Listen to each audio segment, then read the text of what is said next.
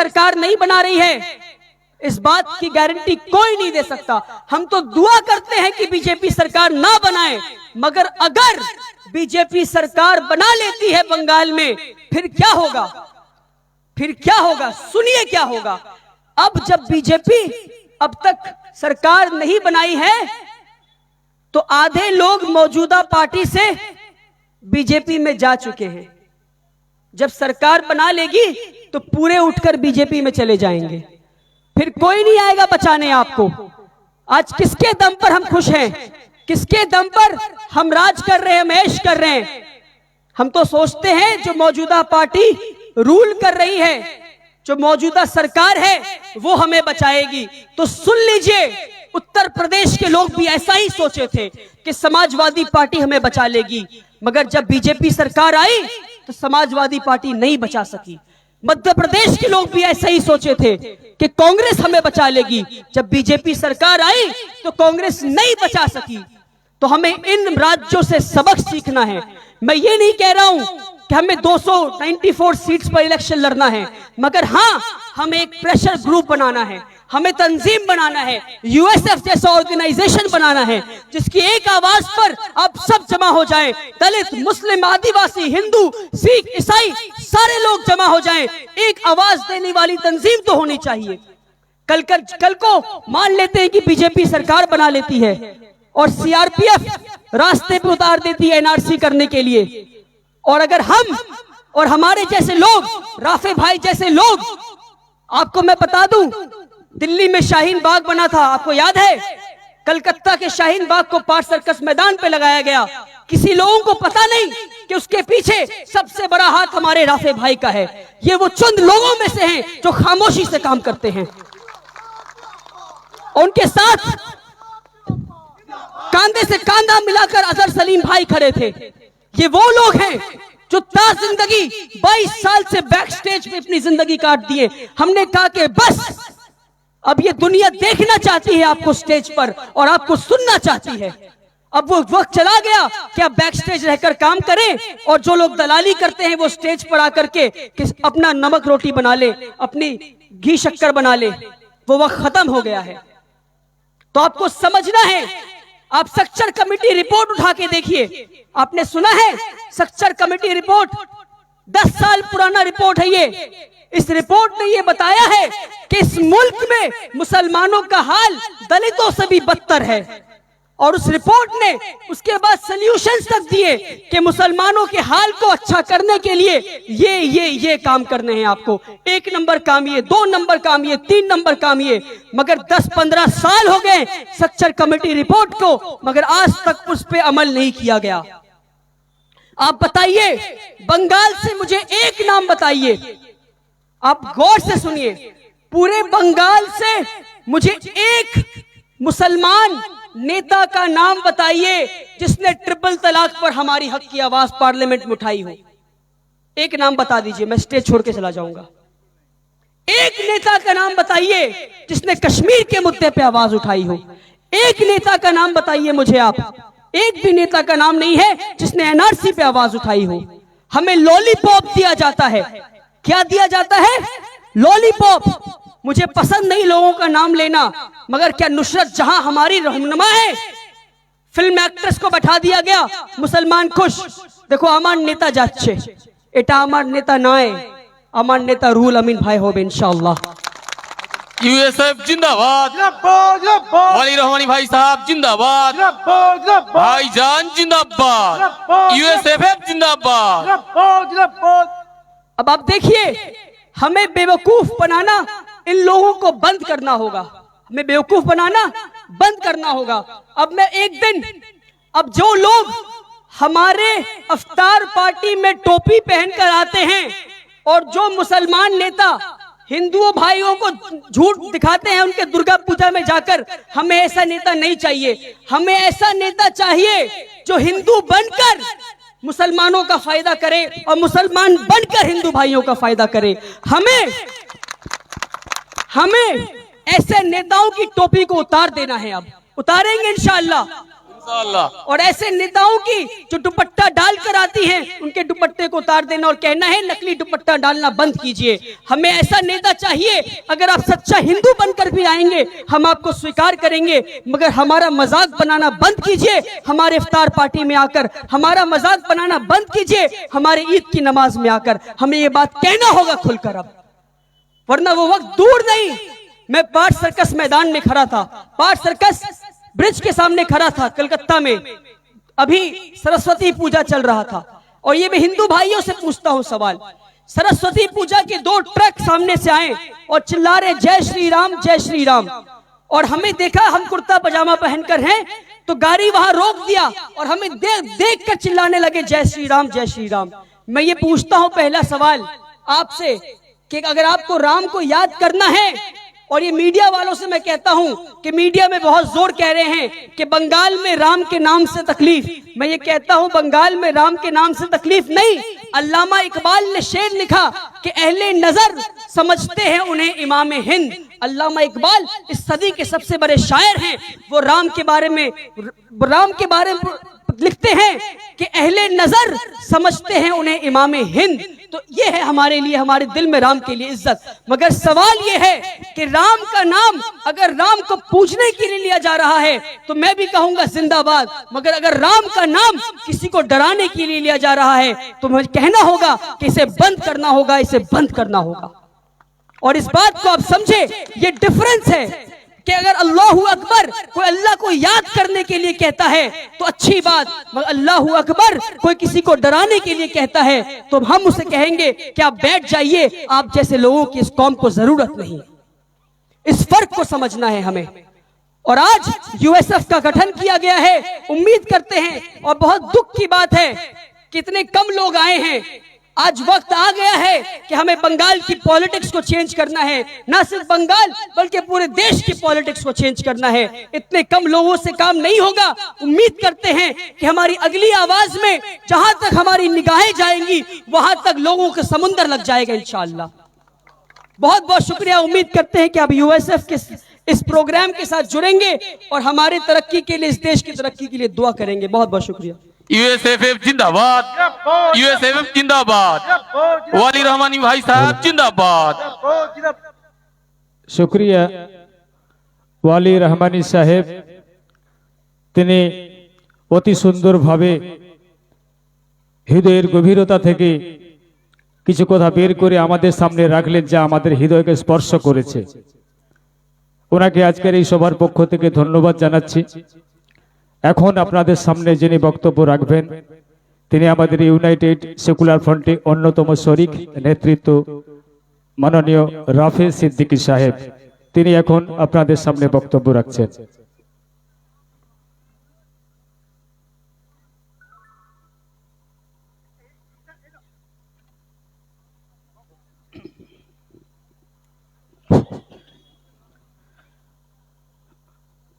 মঞ্চের উপস্থিত আজকের সভার সভাপতি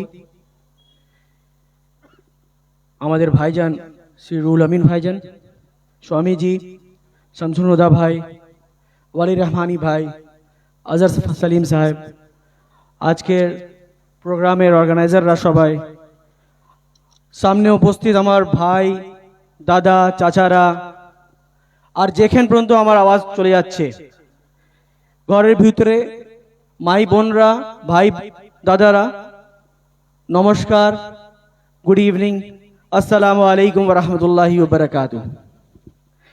আমি বাংলা হিন্দি মিলিয়ে একটু কথা বলবো। वली ने अल्लामा इकबाल साहब का जिक्र किया। अल्लामा इकबाल साहब के शेर से ही मैं अपनी बात की शुरुआत करना चाहता हूं कि अल्लामा इकबाल साहब ने उस वक्त अपने शेर से एक बात कहा था कि वतन की फिक्र कर नादा, वतन की फिक्र कर नादा, मुसीबत आने वाली है, तेरे बर्बादियों के मशवरे हो रहे हैं आसमानों में। मुझे तो लगता है ये शेर अल्लामा साहब ने उस वक्त नहीं, उस दौर के लिए नहीं, बल्कि इस दौर के लिए कहा था। इतनी दुरंदेशी थी उनके अंदर कि उन्होंने ये बात कही थी कि वतन की फिक्र कर नादा, मुसीबत आने वाली है, तेरे बर्बादियों के मशवरे हो रहे हैं आसमानों में। और आज हमारी बर्बादियों के मशवरे हो रहे हैं आसमानों में, क्योंकि एक काला मेघ, एक काला बादल हमारे ऊपर छाया हुआ है, और एक जो ऐसी फासिस्ट फोर्स है जो पूरे हिंदुस्तान को बर्बाद कर चुकी है, जो पूरे हिंदुस्तान की दौलत को, हिंदुस्तान की एसेट्स को बेच रही है। हिंदुस्तान को वादा किया था कि अच्छे दिन लेकर आएंगे। क्या अच्छे दिन आए? अच्छे दिन आए?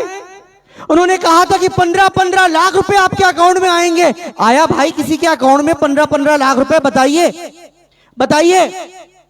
उन्होंने कहा कि तेल के दाम को हम जब आएंगे तो 45 रुपए प्रति लीटर कर देंगे। क्या हुआ? नहीं हुआ, बल्कि उल्टा आज 100 रुपए लीटर तक जो है तेल चला जा रहा है। उन्होंने कहा था कि हर साल हम 2-2 करोड़ नौकरियां देंगे। 2 करोड़ नौकरियां मिलने तो दूर की बात है, आप में से किसी को भी नौकरियां मिली तो बताएं, मिली? नहीं मिली। तो बात यह है कि नौकरियां मिलने तो दूर की बात है, लॉकडाउन की वजह से, जीएसटी की वजह से, नोटबंदी की वजह से हजारों, लाखों, करोड़ों नौकरियों से लोगों को हाथ धोना पड़ा। और आज ये लोग बंगाल के ऊपर आग गाड़ रहे हैं। इन्होंने हमेशा धर्म की राजनीति की है, इन्होंने हमेशा हिंदुओं को, मुसलमानों को आपस में लड़ाया है, दोनों के बीच इख्तलाफ पैदा की है, और इख्तलाफ पैदा करके इन लोगों को लड़ा के सत्ता पे आए हैं ये लोग। आज ये लोग यही चीज कोशिश कर रहे हैं कि बंगाल में भी हिंदुओं को, मुसलमानों को आपस में इख्तलाफ पैदा करके, आपस में लड़ाई झगड़ा करा के, दोनों के बीच में जब लड़ेंगे झगड़ेंगे, ये लोग आराम से सत्ता पर आकर बैठ जाएंगे। जय श्री राम का नारा लगाते हैं वो लोग जो कल तक आम आदमी पार्टी का जिक्र आया था, थोड़ी देर पहले वली रहमानी साहब के तकरीर में। आम आदमी पार्टी का ही कपिल मिश्रा था जो आम आदमी पार्टी में हुआ करता था। जब वो आम आदमी पार्टी में था तो एक सेकुलर नेता था, और वो अचानक रातों रात जब बीजेपी में चला जाता है तो जय श्री राम का नारा लगाता है और एक कम्युनल नेता हो जाता है। और दिल्ली में दंगा कराने वाला कौन होता है? वो कपिल मिश्रा होता है। यही चीज हम लोगों ने बंगाल में भी देखा। जब तक अर्जुन सिंह टीएमसी में था तो वो सेकुलर नेता था, मुसलमानों की इफ्तार पार्टी में आकर टोपी लगाकर मुसलमानों का नेता बनता था, मुसलमानों का हमदर्द हुआ करता था। मगर जिस दिन रातों रात वो बीजेपी में चला गया, उसने सबसे पहला काम वो किया कि जय श्री राम का नारा लगाया और कान की नारा में दंगा लगवा दिया और कई मुसलमानों के घर को उजड़वा दिया। क्या हमें ऐसा नेता चाहिए? क्या गारंटी है कि आज हम ऐसे नेता को जो है चुने और वो कल जो है बीजेपी में नहीं चले जाए? हमारे सामने एग्जाम्पल्स है अर्जुन सिंह जैसे, हमारे सामने एग्जाम्पल है दिनेश त्रिवेदी जैसे, हमारे पास सामने एग्जाम्पल है लक्ष्मी रतन शुक्ला जैसा, हमारा सामने एग्जाम्पल है मदनीपुर का ही नेता, सबसे बड़ा नेता जो टीएमसी का सबसे बड़ा दूसरा चेहरा हुआ करता था, वो आज सबसे बड़ा जो है एग्जाम्पल हमारे सामने है। आज रातों रात ये लोग बीजेपी में चले जाते हैं, इन्हें खरीद लिया जाता है और ये लोग जाकर वहां जय श्री राम नारा लगाते हैं। और क्या गारंटी कि मेदिनीपुर में भी ये राइट ना कराएं? हमारा मकसद क्या होना चाहिए? हमारा मकसद यह होना चाहिए कि गरीब, पिछड़े जो लोग हैं उनकी रोजी रोटी की आवाज उठाएं। क्या कोई भी ऐसा नेता है जो उनकी रोजी रोटी के लिए बात करता है? क्या उनके इकोनॉमिकल एम्पावरमेंट की बात करता है कि हाँ गरीब को गरीब न रहने का कोई मादा बताएं, कोई जरिया बताएं कि जिससे गरीब की गरीबी दूर हो जाए? कोई नेता बात नहीं करता है। उन्नति होती है तो उसकी अपनी की होती है, करोड़ों अरबों रुपए कमा लेता है, मगर उसके आसपास में रहने वाले गांव वाले जैसे गरीब कल भी थे, आज भी हैं और वैसे ही कल रह जाएंगे। यूनाइटेड सेकुलर फ्रंट कहता है कि नहीं नहीं नहीं, हमें ऐसा नेता नहीं चाहिए। हमें नेता चाहिए तो वली रहमानी जैसा नेता चाहिए जो कल जो है हमेशा से काम करता चला आया है गरीबों के लिए, पिछड़ों के लिए। जब लॉकडाउन हुआ था यही वली रहमानी अपने घर से निकला और हजारों खानदानों को, गरीब को गांव गांव में जाकर जो है राशन पहुंचाया। ये वली रहमानी 3 बच्चों से शुरू करके एक अनाथ आश्रम खोला था और आज उनके स्कूल में, एक अनाथालय में 125 बच्चे पढ़ते हैं और वो सपना देख रहा है कि एक स्कूल बनाए जहां कम से कम 3000 बच्चे पढ़े।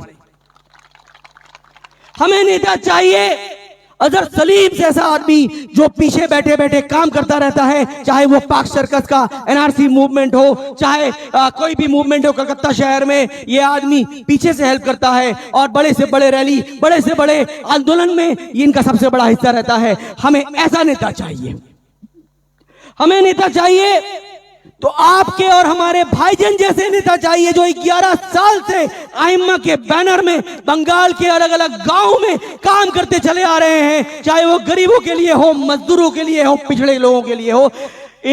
मतलब उसमें कोई धर्म का भेदभाव न रखते हुए वो काम करते चले आ रहे हैं। क्या हमें ऐसा नेता चाहिए या नहीं चाहिए, बताइए आप लोग। यूएसएफ यही कहता है कि आओ हम सब मिलके, तुम्हारा भी दुश्मन तुम कहते हो बीजेपी है, हमारा भी दुश्मन हम कहते हैं बीजेपी है, और अगर सबका दुश्मन एक है तो क्यों नहीं हम सब एक मिलकर, हाथ जोड़कर, मुट्ठी बनकर एक साथ उससे लड़ाई लड़े और ऐसे नेतृत्व को सामने लाएं जो नेतृत्व आपकी बात करे, आपके बच्चों की बात करे, आपके बच्चों की मुस्तकबिल की बात करे। यह है हमारा मिशन और इसी मिशन से हम आगे बढ़े हैं और हम उम्मीद करते हैं हमारे मिशन को आगे बढ़ाने में आपका साथ चाहिए। आपका साथ होगा या नहीं होगा? मैं सुन नहीं पा रहा हूं। क्या आप लोगों का साथ मिलेगा यूनाइटेड सेकुलर फ्रंट को? भाईजान को आप लोगों का साथ मिलेगा? बस अपनी बात से यहीं पे अपनी बात खत्म करता हूं और आखिरी एक शेर से अपनी बात खत्म करता हूं, जो शेर मैं हर जगह कहता हूं कि कुछ देर की खामोशी है। यकीन मानिए अगर आप लोगों का साथ रहे तो मेरी शेर को सुन लीजिए कि कुछ देर की खामोशी है फिर शोर आएगा, कुछ देर की खामोशी है फिर शोर आएगा। ऐ मोदी, योगी और शाह, तुम्हारा तो वक्त आया है, हमारा दौर आएगा, हमारा दौर आएगा। यूनाइटेड सेकुलर फ्रंट जिंदाबाद, हिंदुस्तान जिंदाबाद, बांग्ला जिंदाबाद। शुक्रिया जनाब রাফেজ সিদ্দিকী সাহেব, তার অনেক আবেগের কথা, বর্তমান সময়ের পরিস্থিতি, রাজ্যের পরিস্থিতি সমস্ত কিছু মাথায় রেখে ভাইজান জনাব ওয়ালি রহমান সাহেবের বিষয় নিয়ে সমস্ত কিছু বুঝিয়ে বললেন। আমরা তা শুনে খুব খুশি হলাম। এখন আমাদের সামনে এমনই একজন ব্যক্তিত্ব বক্তব্য রাখবেন যাকে দেখে আমার সেই স্বামী বিবেকানন্দের কথা মনে পড়ে যায়, যিনি আমেরিকার শিকাগো শহরে গিয়ে তার কয়েকটি কথার মধ্য দিয়ে আমেরিকাবাসীদের মন জয় করেছিলেন। সে ঐতিহাসিক কথা তিনি বলেছিলেন, my dear sisters and brothers of America. এই কয়েকটি কথা বলার সাথে সাথেই আমেরিকার মানুষের মন জয় করেছিলেন। তারই অনুসারী আজ আমাদের সভায় উপস্থিত হয়েছেন। তিনি এমনই একজন ব্যক্তিত্ব, কলকাতা বেলুড় মঠ রামকৃষ্ণ মিশনের মহারাজ মাননীয় স্বামী পরমানন্দ মহারাজ জি, তিনি এখন আপনাদের সামনে বক্তব্য রাখছেন।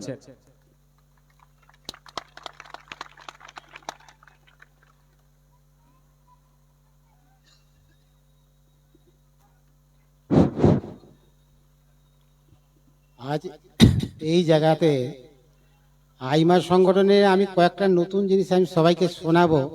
সামনে কচু গাছ দেখা যাচ্ছে, এই কচু গাছের মধ্যে জল রাখলে কি হয়, সেটা টলমল করে।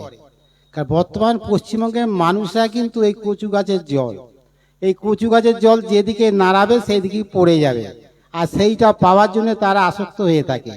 এই বিজেপি সরকার যিনি ভারতবর্ষের মধ্যে এমন একটা সংগঠন করেছে, তার আগে আমি বলি ছাতে মায়েরা আছে। আমি আমেরিকা ধর্মসভায় গেছি, বক্তৃতা দিয়েছি, সেই জন্য বলি my dear father, mother and sister. দ্বিতীয় জিনিসটা বলবো কি, আই হচ্ছে চোখ, মা হচ্ছে জগতের কর্তা। তাহলে আমরা যদি অন্ধকারে তলিয়ে যাই তাহলে কি হবে, আলো পাওয়া যাবে না। সেই আলোটাকে না আমাদের ভাইজান, সেই আলোকে পেতে গেলে আমাদের সবাইকে সেই আইমা সংগঠনের মধ্যে, ইউনাইটেড সার্কুলারের মধ্যে আসতে হবে। কেন আসতে হবে না, ভারতবর্ষের দেশের যে অবস্থা আমরা দেখছি, বিজেপি সরকারের সংগঠন সারা বিশ্বের মধ্যে আমি আন্দোলন করে বেড়াচ্ছি। আমি আমেরিকা যেমন গেছি, জাপানেও তেমন গেছি, ইংল্যান্ডেও তেমন গেছি, বাংলাদেশেও তেমন গেছি, তার বর্ধমানেও গেছি এবং দিল্লিতেও গেছি, দিল্লিতেও আন্দোলন করে এসেছি। তা সেইখানে দেখা যাচ্ছে কৃষি আন্দোলনের যেমন সংগঠন আছে, কৃষি আন্দোলনে আমাদের বলা হয়েছে কি না, মানুষকে মারতে গেলে একটা প্যাঁচ করতে হবে, তার নাম হলো জিলিপি। মানুষকে মারতে গেলে একটা প্যাঁচ তৈরি করতে হবে, তার নাম হলো জিলিপি। সেই জিলিপিটা কে তৈরি করেছে না, বিজেপি সরকার তৈরি করেছে। বলে মানুষকে জিলিপিটা খাইয়ে দেবো আর রসটা নিগড়ে আমি বার করে নেবো। তাহলে মানুষকে যে জিলিপি খাওয়ানো হয় তাহলে রস তার শরীরে থাকছে না। তাহলে ওরা কি করবে না, দেশ থেকে আগে ধ্বংস করবে আর দেশের সব কিছু শোষণ করে নেবে। তা এই হচ্ছে ওদের কাজ। সেই জন্য উনি আমাদের বেলুড় মঠে যেমন এসেছিলেন, দিল্লি রামকৃষ্ণ মিশনেও গিয়েছিলেন। দিল্লি রামকৃষ্ণ মিশনে যখন গিয়েছিলেন তখন ছাত্র অবস্থায় বললো আমার কিছু ভালো লাগে না, আমি সন্ন্যাস ধর্ম গ্রহণ করব। সেই দিল্লি রামকৃষ্ণ মিশনে মহারাজ ছিলেন গোকুলানন্দ মহারাজ। মহারাজ হাসতে হাসতে বললেন, দেখুন আপনার কপালের মধ্যে না একটা কালো মাকড়সা দেখছি, তা খুব সাবধান, এই মাকড়সা যদি কামড়ায় না মানুষ আর বাঁচে না। তিনি তখন লাফিয়ে উঠে বললেন, বলে ওরে বাবা, কালো মাকড়সাকে আমি প্রচন্ড ভয় করি। বলছে সেই মাকড়সা না, এই পশ্চিমবঙ্গের মানুষ, এরা এমন কামড় দেবে সেই কামড় আপনি শেষ হয়ে যাবেন। তাহলে দেখা যাচ্ছে কি সেখান থেকে তিনি হটে এলেন, বেলুড় মঠে এলেন। বেলুড় মঠে এসে তিনি ঠাকুরের কাছে বসে আছেন, ওনার পাশে আমি বসে আছি। ওনাকে জিজ্ঞাসা করছি ঠাকুরকে কি চাইলেন। ওই ভাবছি যে ভারতবর্ষে মানুষকে কিভাবে মারা যায়। তা সেখানে দেখা যাচ্ছে কি সেই মাকড়সার জালি তার কাছে পৌঁছে যাচ্ছে, কাজে তিনি কিছুই করতে পারবে না। এবার বললেন সাধুগুলোকে আমার লাগবে, একটা সাধু যদি বেলুড় মঠ থেকে দেয়া যায় আমি 50 লক্ষ টাকা দেবো। কেন না আমাদের সংগঠনের মধ্যে আসবে। তখন প্রেসিডেন্ট মহারাজ বললেন 50 কোটি টাকা দিলেও বেলুড় মঠের সাধু তোমার কাছে যাবে না। কেন? এরা দেশকে ভালোবাসে, মানুষকে ভালোবাসে, জাতিকে ভালোবাসে, মানুষের পাশে এরা দাঁড়াতে ভালোবাসে, সেই জন্য এরা যাবে না। কারণ জাতি ধর্ম নির্বিকারে আমরা কিন্তু ইসলাম ভাই যেমন এক, হিন্দু ভাইও এক। আমি কিন্তু ইসলাম ভাইদের খুব কাছের মানুষ। কেন আমি বলি যে 1947 সালে ভারতবর্ষ যখন স্বাধীনতা হয় সেই সময় আমার জন্ম হয়েছিল। আমার তখন বয়স মাত্র 6 মাস। ইংরেজরা আমার মা এবং বাবাকে গুলিবিদ্ধ করে মেরে দেয় এবং আমাকে মানুষ করে ইসলাম বোন, তার নাম হচ্ছে কি না, হচ্ছে অনিমা। এই আনিমা খাতুন তিনি আমাকে নিয়ে এসে মানুষ করেছিলেন। কালে আমি ইসলাম ভাইদের খুব কাছের, মায়েদের খুব কাছের মানুষ। এবং বেলুড় মঠে এসে আমাকে শিক্ষা দিয়েছেন। তিনি কি শিখিয়েছেন না, জাতি ধর্ম নির্বিকারে সব মানুষের পাশে দাঁড়াও। যে মানুষটা খেতে পায় না তার খাবার দাও, যে ঘুমাতে পায় না তার ঘুমের ওষুধ দাও, যে পড়তে পারে না তাকে পোশাক দাও, আর যার জন্যে বাড়িঘর নেই তার জন্য বাড়িঘরে ব্যবস্থা করে দাও। সেই জন্য গ্রামে গঞ্জে আমি বহু প্রোগ্রামেতে যাই, দেখি এমন জায়গায় একটা প্রোগ্রামে গিয়েছিলাম, দেখলাম তার বাড়ি নেই, খুব কষ্ট পাচ্ছে, ব্যাংকের লোক এসে তার বাড়ি যেটুকু সেটা কেড়ে নিয়েছে। তাকে আমি বললাম কেন কেড়ে নিচ্ছেন? বলছে ওনার স্বামী করেছে কিনা ব্যাংকে থেকে 50,000 টাকা নিয়েছে, নিয়ে বাড়িটা বন্ধক দিয়েছে, এখন বাড়িটা আমাদের। তা আমি ম্যানেজার সাহেবকে বললাম আপনি ফিরে যান, আপনার টাকাটা আমি পৌঁছে দিচ্ছি। যথাসময়ে গিয়ে রিজার্ভ ব্যাংকে ম্যানেজারকে ফোন করে বললাম আমার এক্ষুনি 3 লক্ষ টাকা দরকার। বললো কেন? বললো আমি একটা আশ্রমের জন্য কিছু করতে চাই। ম্যানেজার সাহেবকে বলে দিলে মহারাজ সাহেবকে 3 লক্ষ টাকা দিয়ে দিন। তা আমি করলাম কি এই টাকাটা আপনি নিন আর দলিলটা দয়া করে দিন, আমার মা থাকতে পারবে, মায়ের বাসস্থান হবে। এই বাসস্থানের ব্যবস্থা মায়েদের করলাম। আবার এক জায়গায় দেখলাম একটা ছোট্ট বোন, ইসলাম বোন, স্কুলে যাচ্ছে পড়াশোনা করতে, কিন্তু সে অনেক দূরে পরীক্ষা দিতে যেতে পারছে না, পায়ে হেঁটে যেতে হবে, তার একটা সাইকেল দরকার। পাশে একজন হিন্দু ভাইকে বললো তুমি আমাকে নিয়ে যাবে, সে নিয়ে যেতে রাজি নয়, সে উল্টে তাকে মারধর করলো। আমি তাকে কি বললাম যে তুমি এই নাম্বারটা নিয়ে পরীক্ষা হলে যাও, পরীক্ষা দিয়ে এসে সাইকেল চেপে বাড়ি যাবে। আমি সঙ্গে সঙ্গে দোকান থেকে সাইকেল কিনে তাকে বাড়ি পাঠিয়ে দিলাম। তাহলে এইভাবে আমাদের সেবা কাজ, আমাদের যে আইমা, এই আইমা সংগঠনের হাতে আমি বহুদিন এসেছি, উনি হচ্ছে আমাদের কর্ণধার। এই কর্ণধারে যদি আমরা প্রতিটা মানুষ দাঁড়াই তাহলে বিজেপি সরকারকে আমরা সরিয়ে দিতে পারবো এবং আমরা প্রতিটা মানুষের দুঃখে সুখে সমানভাবে ভাগ হয়ে আমরা অংশীদার হতে পারবো। সব মানুষকে আমরা ভালোবাসতে পারবো, সবাইকে আনন্দ দিতে পারবো, সুখ দিতে পারবো, আর প্রত্যেকের বাসস্থান এবং শিক্ষা ব্যবস্থায় কাজের ব্যবস্থা সেটা আমরাই করে দিতে পারবো। সেই জন্য আমরা চাই সবাই মিলে আমাদের এই সংগঠনে ভাইজানকে